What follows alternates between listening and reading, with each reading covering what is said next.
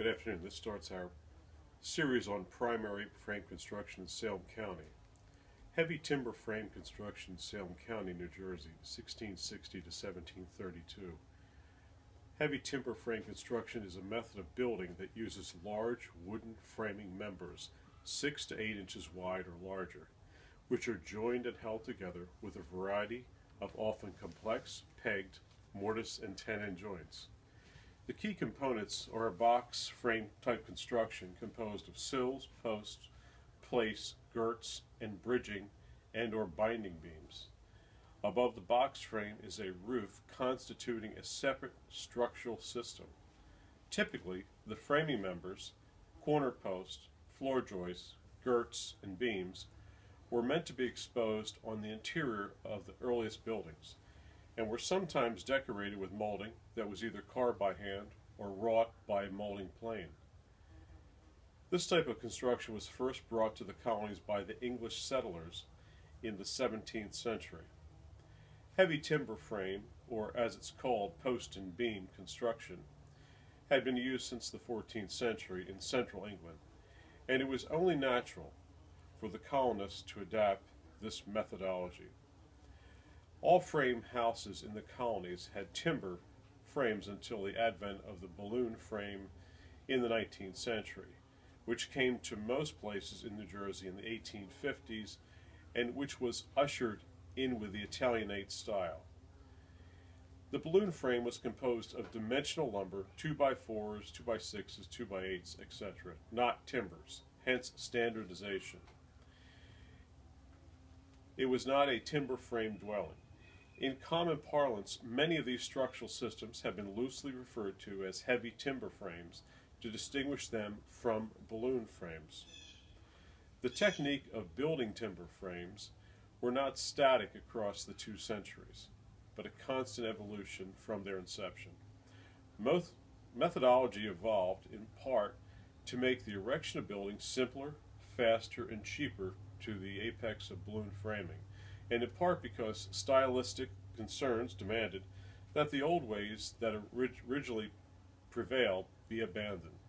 Generally, this evolution followed a program of a perspective lightening of its members with a simplicity of their joinery, and this also saved much money in the beginning.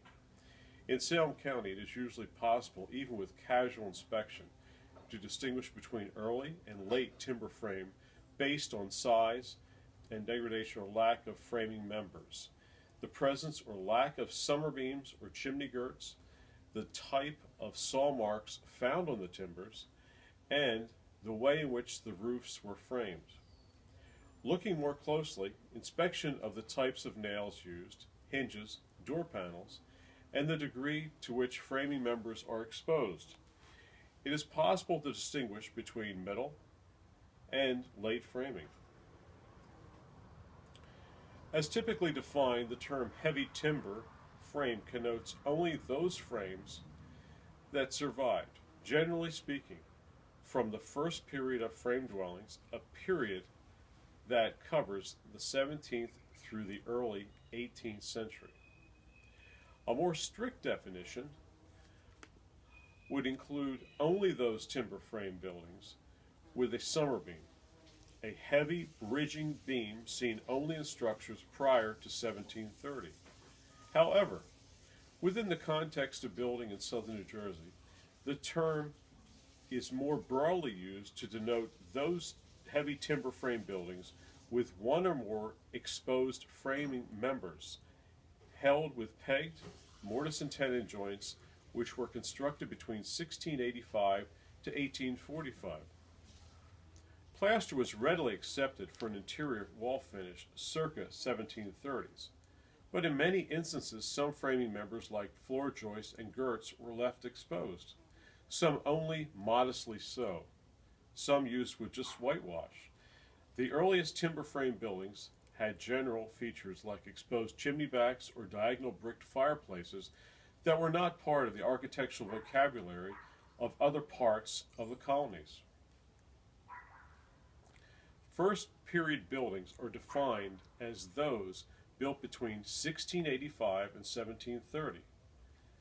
These houses most generally are characterized by overly large hand-hewn or pit-sawed framing members between 8 and 12 inches in size, some of which are decoratively molded or carved and exposing the posts that are usually heavier, which some are shouldered at their tops.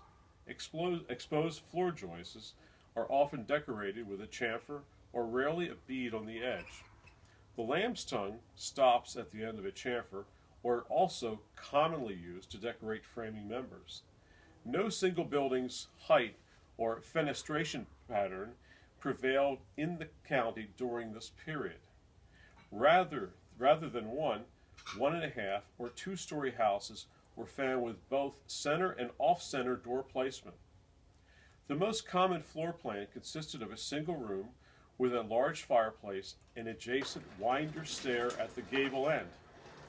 Also common to the period dwellings is the use of trenched rafters, which have small trenches on the outer surface spaced roughly every 18 inches. These create a recessed seat for the horizontal roof lath or cedar shakes to go into when nailed. This time-intensive method of laying roof lath is seen as early as 1641. The use of brick infilling between the studs, called brick nogging, is seen in several first-period houses and appears to be an original treatment. The bricks serve as an insulation factor or create a surface for plastering. Brick nogging is found in all three historic timber frame construction periods in Salem County. Second period dwellings are defined as those built in the county between 1730 and 1780, and they reflect the gradual slimming of framing members that occurred as the 18th century progressed into the Age of Reason. Although corner posts were still exposed, as they were usually enclosed or chased with boards having a beaded edge at the corner, floor joists were rarely exposed overhead and were usually covered with plaster just like the walls. The two-room deep floor plan, typically with back-to-back diagonal fireplaces, came into general use, and diagonal fireplaces were also found in a few single-room and two-room wide floor plans. Houses with dropped kitchen wings and a taller main block that contains the living and dining rooms are increasingly more common in this period.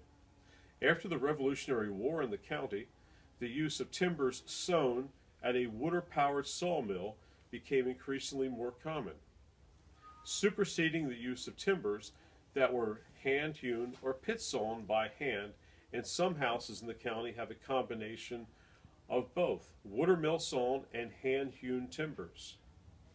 Rafter spacing became lighter, ranging from 24 to 48 inches on center.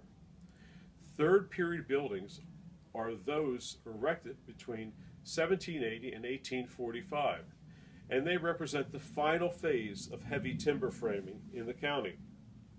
These buildings show continued diminishment in framing member sizes and fireplace openings, although winder stairs adjacent to the chimney continued in its popularity. This period saw an increasing popularity of the 5-bay wide federal-style dwelling, with its center hall/parlor and dining room floor plan. Plaster walls and ceilings were nearly universal at this point, except in the most humble of houses, and corner posts and girts were rarely exposed. They were all hidden. Rafter spacing became even tighter, ranging from 21 to 32 inches on center. All of these dwellings were 2 stories tall.